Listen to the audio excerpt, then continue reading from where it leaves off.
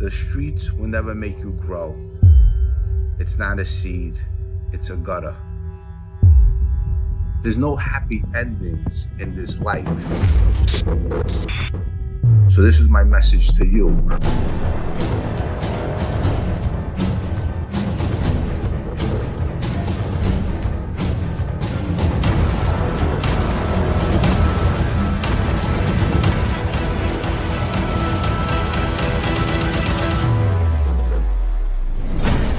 The streets will never love you back.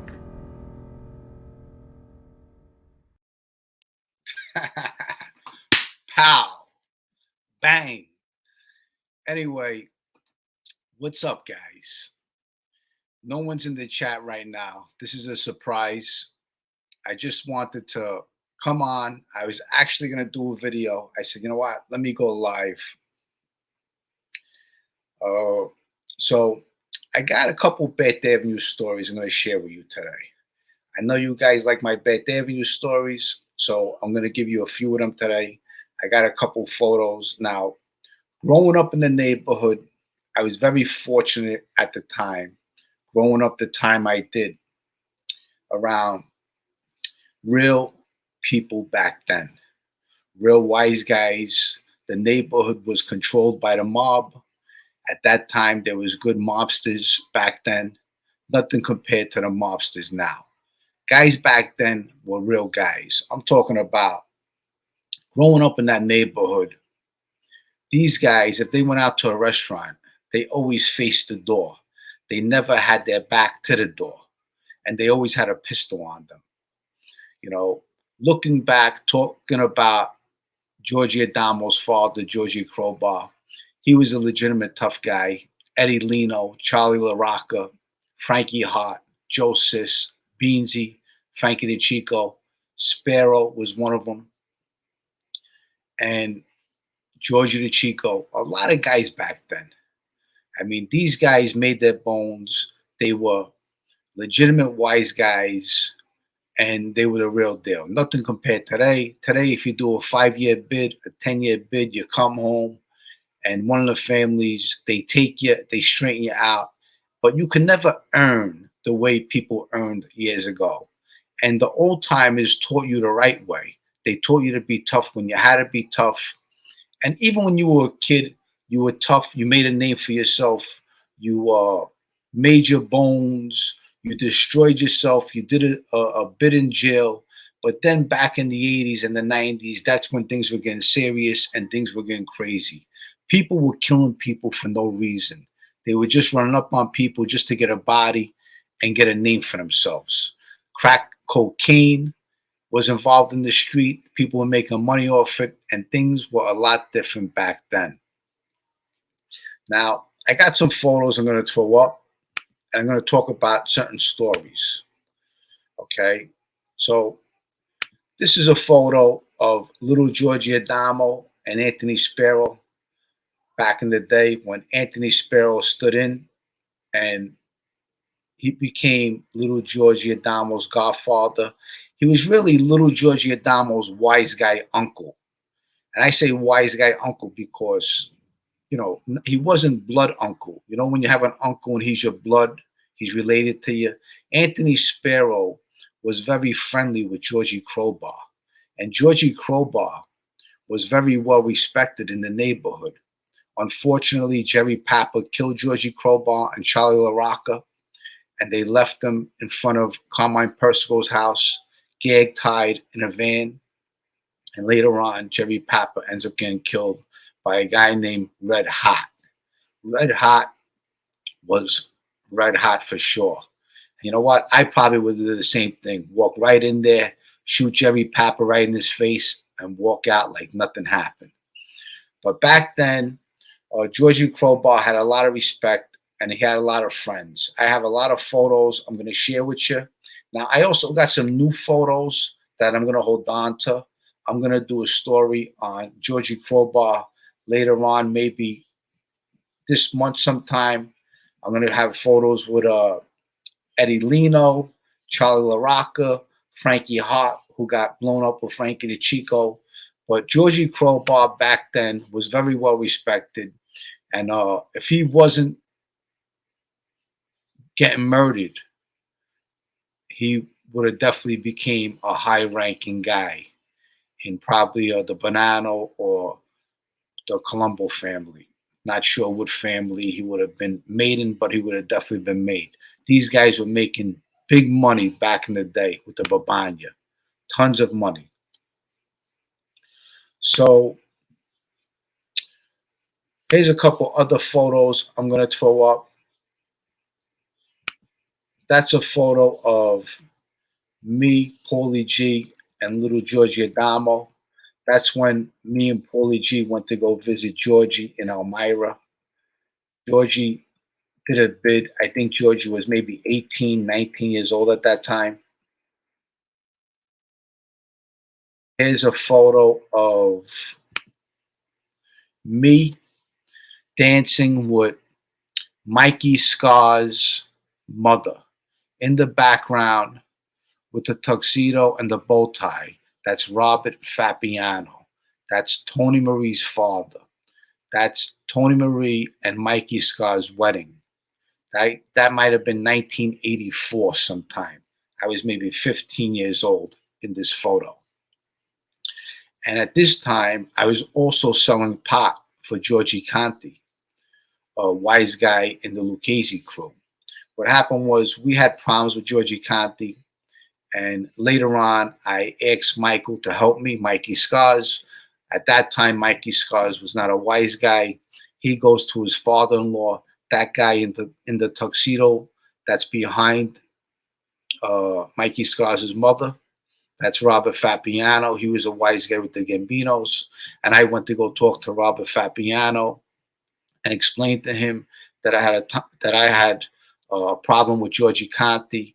And he went to go talk to Georgie Conti. A day or two later, Georgie Conti pulls up, and Georgie Conti talks to me like nothing never happened. But that's just a short story I wanted to share with you.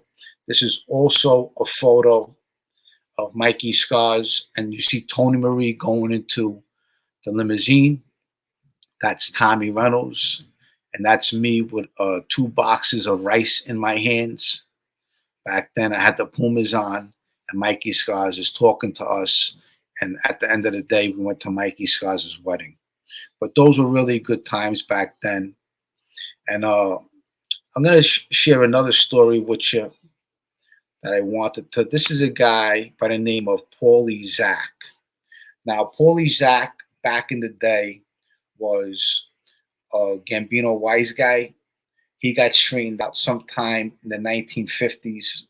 His father ended up getting killed somewhere in Bensonhurst on 17th Avenue. Paulie Zach was an old-time wise guy. This is him later on in life. That's Paulie Zach. Paulie Zach, he would always be in Anthony Spero Social Club. Every time when I would walk in the club, he would throw me a $20 bill, and he would say, "Jimmy, run to the bakery and get me some French bread or some Italian bread." That's what he used to do. And I would come back, and I would never give him the change. But he's an old-time wise guy. You can see he had the pinky ring on, and he's got the members-only jacket back then. But when he walked in the club, everyone stood at attention. He was very well respected, and he loved to play pinochle, this guy. He loved it.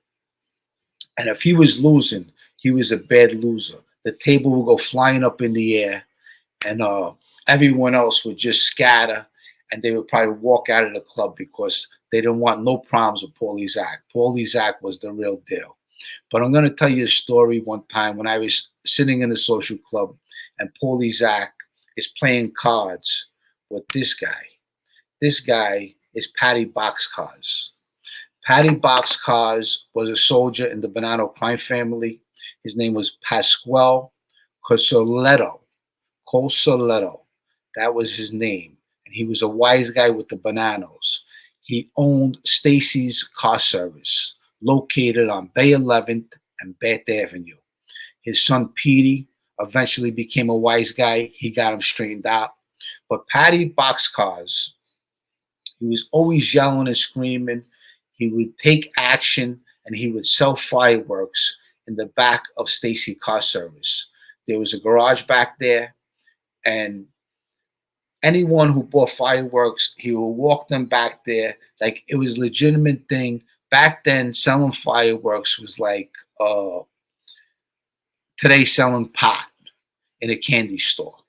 Okay, like the cops really didn't bother you, and it was a big way of making money, big profit. I mean, you go to Pennsylvania, you get a truckload of fireworks, and you know what? You back up the truck into your garage, you unload it, and you know what? You sell everything for maybe triple and four times what you paid for it. It was a good way of making money and earning. And Patty Boxcars earned a lot of money. He used to take numbers, he used to take action, and he was a tough guy in the neighborhood. And what happened was one day, me, little Georgie Adamo, a couple more of my friends were in Anthony's social club. We're hanging around, and all of a sudden, out of nowhere, this guy walks into Anthony Spero social club. Now, the guy looks like he's a madman. He just walks in, he looks around, and everyone's looking at him. And people are asking him, can I help you? Because on the door of Anthony Spero Social Club, it always said members only. So you had to be a member, meaning you had to be from the neighborhood or you had to know somebody that was in the social club. So this guy walks in like he's Ubats. There's something wrong with him. And all of a sudden, he pulls out a screwdriver, a big screwdriver like this, and he walks up to Patty Boxcars and he stabs him. Bang, bang. He hits him right in the chest. As he hits him in the chest, Paulie Zach picks up a chair, hits the guy with a chair. Bang, bang. He keeps on hitting the guy. Bang. The guy goes on the floor. He stumbles outside, and we start beating him up. We start hitting him, kicking him, bang. People are hitting him with chairs, bang, bang. And the guy must have had some kind of like monster strength. He ends up getting up and he starts running down Bath Avenue. And he just keeps on running. I'm sure they caught up with him later. They must have killed him or something. But that guy ended up stabbing Patty Boxcars right in the chest with a screwdriver twice. Bang, bang. He fell to the ground. Paulie Zach grabbed the chair, started hitting him. We all started hitting the guy. The guy get up and he just jetted down Bath Avenue. Never heard what happened to the guy, but I'm sure later on he got killed. And back then in the neighborhood, there's so many stories. And here's a photo of Frankie the Chico. Now, Frankie the Chico was a great guy. Okay, I look at this photo and I remember Frankie the Chico very clearly. And he was one of the guys in the neighborhood that was very well respected. And he was a gentleman when he had to be, and a tough guy when he had to be also. Now, I lived on Bay 16th and Bath, okay? A building right off the corner, 2 buildings off the corner. Fabrizio lived on the first floor. I lived on the 3rd floor. The Farisis lived in the middle of the building, and all these wise guys who walk up and down Bay 16th Street come back, and we would be either in front of Nick's or in Spero Social Club or Frank the Chico Social Club, in and out. Say, for example, we're in Nick's candy store and the phone rings. We answer the phone. Every time we answer the phone, they wanted to talk to somebody. Whoever they wanted to talk to. Let me talk to Frankie D. We will walk into the club, tell Frankie the Chico, you got a phone call, and Frankie the Chico would get up. He'd be playing cards or something, pinochle, and he would take his phone call, and that's it. Say hello, and go right back to the club. No matter who the phone call was for, whether it was for John the Polak, whether it was for Spero, Sally Spero, anybody in that club, Beansy, Joe Sis, whoever they called. Back then, you had no cell phones. Today, you have cell phones. It's a different ball game. There's a lot of technology. You can't get away with too much. But hanging out in Nick's candy store, there was times where we would play knuckles. Okay. Now, Knuckles was a game where we would deal each person 4 cards. Okay, if you got a heart, a diamond, a club, and a spade, that's called all American style. If you got all American style, right away you got lucky and you're out of the game. So you just sit on the side and you wait to see who loses. Now, Knuckles is a game. If you throw a diamond, you have to throw a diamond also. Say, for example, it's a 2 of diamond. If you got a 2 of spades, you could put a 2 of spades on top of a 2 of diamond. If not, then you have to have a diamond. If you don't have a diamond, then you got to keep on picking up cards. Now, the guy that is stuck with the most cards at the end gets Knuckles. Now, every card you have is 1 knuckle. So if you have 20 cards in your hand, you're getting 20 knuckles from each person playing the game. So you could imagine, look, our fist used to be like this, bloodied up, swollen like this. We used to have to put ice on it. Now you could cop out, and what you could do is you could actually get 1 shot. You could put the cards. I got a deck of cards here because I play cards every so often. You could put the cards like this, okay, this way, okay? And you could hit the knuckles 1 shot, bang, like that. Or you could put the cards this way and go bang, bang. But I'm talking about really hard. So we used to play these games with a guy by the name of Scotty Fabiano and Charlie Tuna. Now, I have a photo of them. I'm going to throw a photo up. Now, back then, I wasn't really crazy about Scotty Fap. Happened was there was an incident with my mother back in the day. I'll tell that story some other time. But that's Scotty Fap, Albert Slavin in the middle, and that's Big Charlie Tuna, Justra. Okay? He was these are guys that I grew up with. We used to work with Charlie on the ice truck and the oil truck, Pacione Oil from 11th Avenue, 13th Avenue. But Scotty Fap, we used to go to his house when we were kids, and this guy would turn us all on to cocaine. We were cut out, and we would do cocaine at Scotty Fabiano's house, okay? Now, in the beginning, when I was a kid, I used to like him. Then as I got older, I really didn't care for him too much. You know, he wasn't that much of a nice guy, but he did take a rape charge, and the story behind that is that he beat that charge on a technicality because of a DNA test. And on the street, the story goes that it was really Frankie Mericonda who committed that crime. But Scotty kept his mouth shut. That is the story on the street. Who knows what is the truth? But this is Charlie Tuna, the tall guy. This is the guy that what happened was after Frankie Mericonda got killed, okay, this is a photo with Frankie Mericonda and Georgie Conti's in the middle. Frankie Mericonda's on the side. Well, Frankie Mericonda used to love to do a lot of cocaine back then. Now, I got stories and stories I could tell forever. And he would be in back streets all wired up, and his face would be, I'm telling you, listen, this guy used to do so much cocaine and then forget about it back in the day. And he ends up getting killed by Frankie Sharp. Frankie Sharp is a Lucchese guy, and Frankie Sharp is more like from Bay 23rd. Frankie Mericonda is more towards Bay 14th, Bay 13th. That's where he lived. And Frankie Mericonda, you could say he was a tough guy, but he also was not a nice guy. I didn't care for him. There were times these guys growing up, they abused us at times. They would beat us up, give us Charlie horses.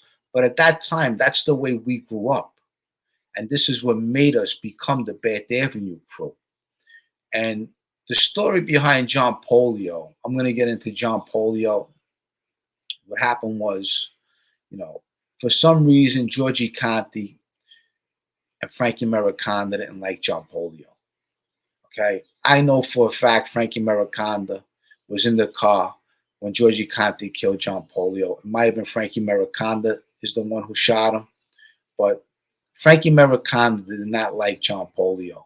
John Polio at the time, he was originally towards Bay 50th. He came down and he moved to Bay 17th and Bed, and he taught us how to all different things about pot. He taught us the good pot, the bad pot.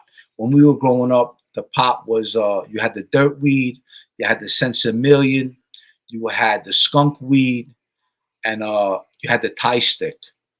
Okay, that was the weed. The tie stick was the best weed. It came on a stick and it was all tied up on a stick.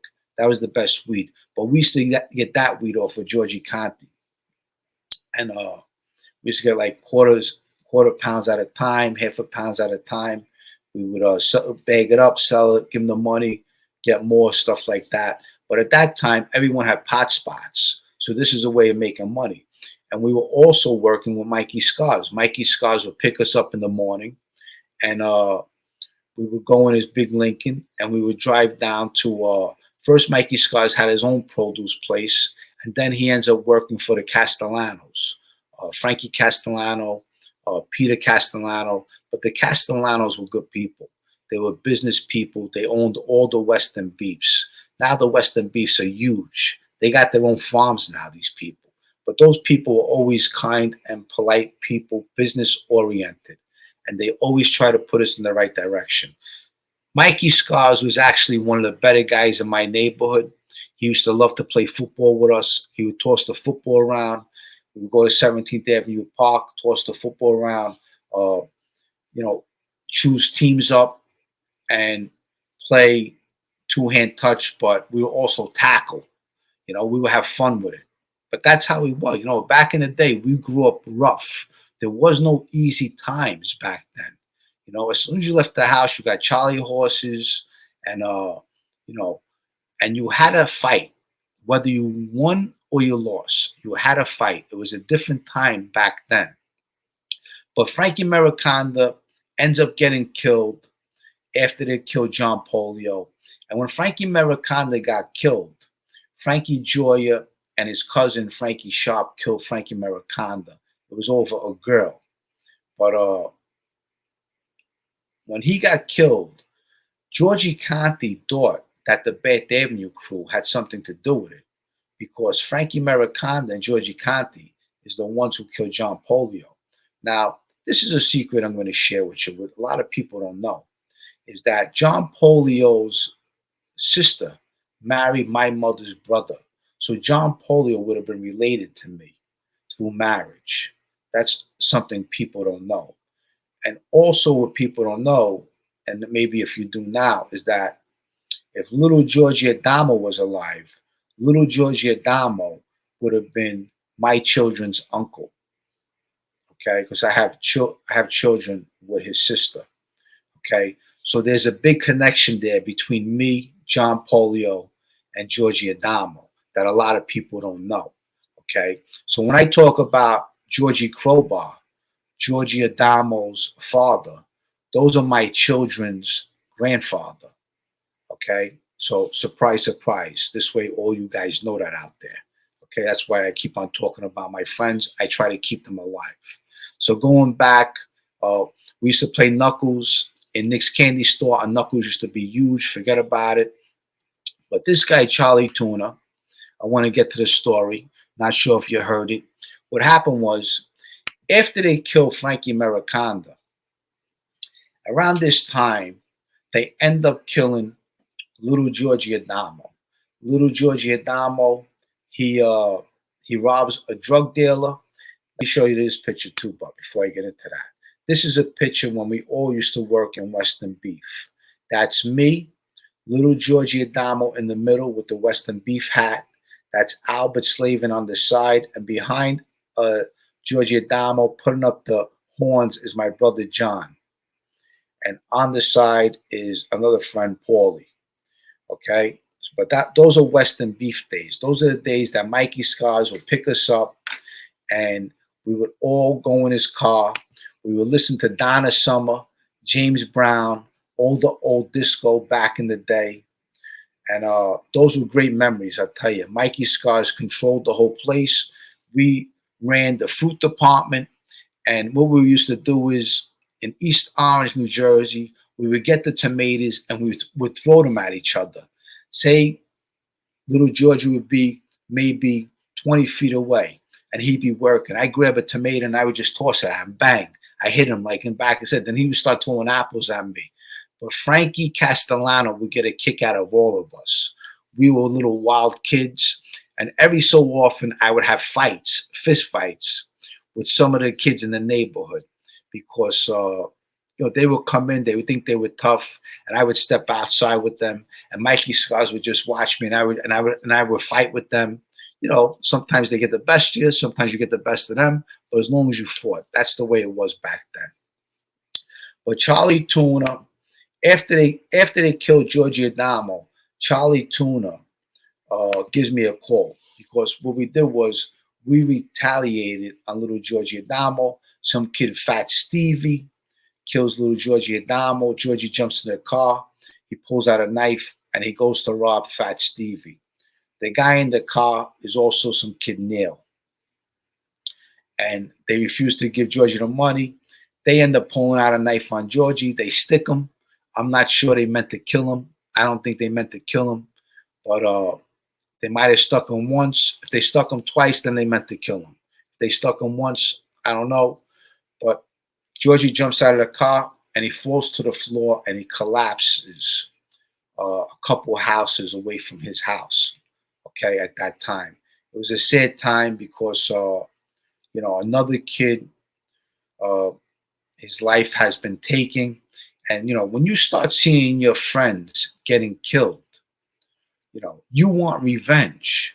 You want to show these people, you know what? You just killed my friend. Now I'm out to get you. Nothing's going to stop me. That's just the way it is, And, that's exactly what we did. We committed a double homicide behind that. And what happened was 2 weeks after the double homicide, Charlie Tuna calls me. At that time, they had the first cell phones. I had one and Paulie G had one. And we had the same number, but our last number was different. I might have had a 1 and he might have had a 2. Okay. They had the flip-flops back then. That first came out. And you had the antennas. So Charlie Tuna calls me and he says, Jimmy, he says, what are you doing? He says, come to my house. I want to talk to you. I said, okay, Charlie. I said, you know what? I'll be there in maybe 2 hours. At that time, I had a Corvette. So what I do is first I call Tommy Reynolds. I said, Tommy, this guy Charlie Tuna wants to talk to me. So Tommy goes right away. He says, Jimmy, he says, don't go. Don't go. Don't talk to him. I said, why? He says, I'm telling you, don't trust him. He is afraid of the little guy. When he says the little guy, he's talking about Georgie Conti because he was scared to death of Georgie Conti, the little guy. Georgie Conti was a wise guy with the Lucchese's. So Tommy Reynolds says, Jimmy, call Paulie. Tell Paulie you're going. Let Paulie go with you. I said, okay. So I call Paulie. I go to Paulie's house. I tell him, I said, listen, this guy Charlie Tuna wants to talk to me. So Paulie G says, Jimmy, you want me to come with you? I says, no. I said, I'll go by myself. I said, I got my pistol on me. I had a 380, a 15-shotter. You put one in the chamber, 16-shotter. It was a Beretta Petro, a Tommy Karate pistol that he gave us. And he gave us 2 silencers with it. So we had 2 of those guns, 2 silencers. Plus we had 2 grenades, a couple shotguns. We had an arsenal. Okay, we had all kinds of guns at the time. So I pull up to Charlie Tuna's house. I had a Corvette at the time. When I pull up, now he had the screen door. So I walk up, he has like maybe 3-4 stairs. I walk up, I see Charlie Tuna sitting on his sofa, on his couch. And I look in, he said, hey, Charlie, he says, Jimmy, he says, come in now. He don't get up, he's just sitting on the sofa, okay? I open the door. As I open the door, I hear a creak. You ever step on wood and you hear a creak? So I hear a creak like somebody is behind a wall. His house was set up where you walk in, you go to the side, and you could go up to the stairs. So behind that wall, before you go up to the stairs, someone was standing there. Me, I think it was Georgie Conti. So I open up the door. I hear a wood in the creek. Somebody was in that house. I jet back to my Corvette. I drive right down to Bay 23rd and Bed. When I get to Bay 23rd and Bed, Joe Benanti's there with Paulie G standing on the corner. And Joe Benanti was a wise guy with the Banano crew. And he made a name for himself back in the day. He did over 20 years in jail. They used to call him Bullethead. And we put him on the map. When Tommy Karate went away, Joe Benanti was our guy. And we would report to him. And we got him a brand new car. We gave him money every week. And we put him on the map. So I get out of my car and I tell Joe Benanti and Paulie G, I said, this guy Charlie Tuna just tried to set me up. So Paulie G, Joe Benanti saying, Jimmy, calm down. I said, no, I'm telling you, this guy just tried to set me up. Who pulls up 5 minutes later? Georgie Conti pulls up. He says, Jimmy, can I talk to you? I said, Georgie, I said, you know, it's a coincidence. I just left Charlie Tuna's house and you're pulling up asking to talk to me. I said, Georgie, were you behind that door? Were you behind the wall? Do you just try to kill me? And Georgie Conti goes, he said, Jimmy, would I do that to you? I know you all my life. And I'm just going along because I knew he would kill me if he had the chance to. These guys don't give a fuck about nobody. They'll kill you in a minute. That's how they are. There ain't no loyalty. Their loyalty is to nobody but themselves. Okay? So he says, Jimmy, let me talk to you. So he gets out of the car and Joe Benanti and Paulie G's there. So he says to me, tell Joey and Tommy to stay out of the neighborhood, meaning Joey Calco and Tommy Reynolds. So I call Paulie G over and Joe Benanti. I said, Paulie, Joe, Georgie's telling me to tell Joey Calco and Tommy Reynolds to stay out of the neighborhood.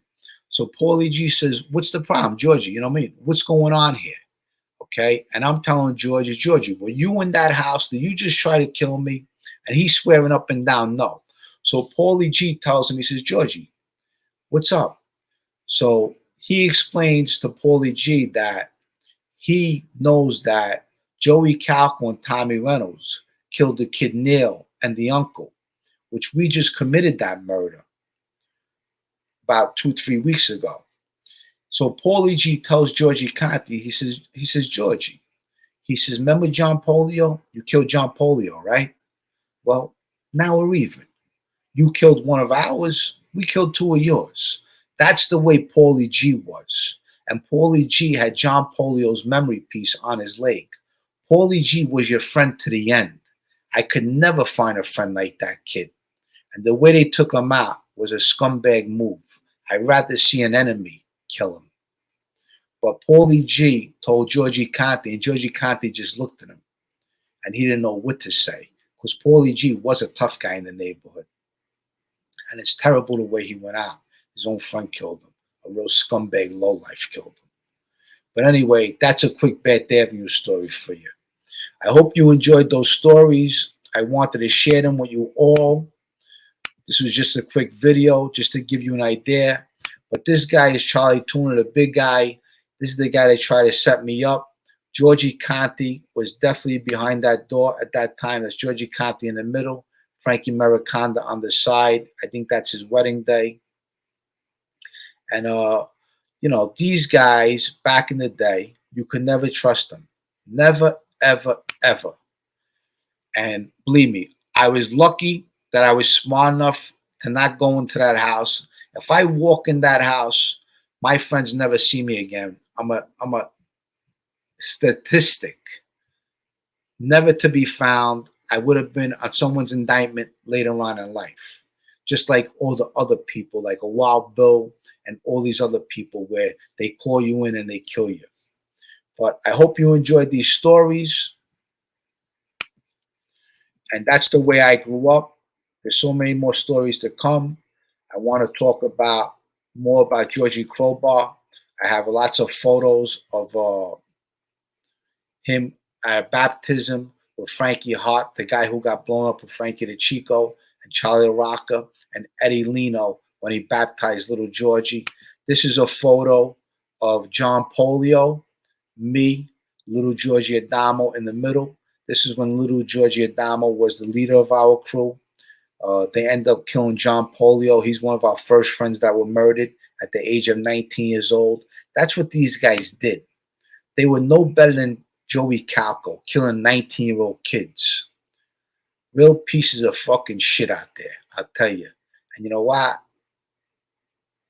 Thank God I walked away from that life. And I'm doing a lot better now. But I hope you enjoyed this story. Until my next video. Tomorrow, I'm going to be talking about parenting and this social media. How, how hard it is, because back in the day when I was a kid, there was no such thing as social media. It was, you left the house and you had your friends you played with, you went to the park, you hung out in the corner, you came up with a scheme, you did something, whatever it was. Now today, everything's social media. The kids learn a lot of things, and you have to parent your kids. You have to teach them to be very careful with the people out there, because there's a lot of evil in this world. So I want to leave off with all you people. Always remember, put God in your life and keep him first. He'll always protect you and he'll make you stronger. My mother always told me that, and she instilled that in me and in my life. And where I am today, 52 years old, I instill that in my children's life. So I love you guys. I'll see you in my next video tomorrow at 4 p.m. And until then, everyone, have a great night. Bye, guys. The streets will never make you grow. It's not a seed, it's a gutter. There's no happy endings in this life. So this is my message to you.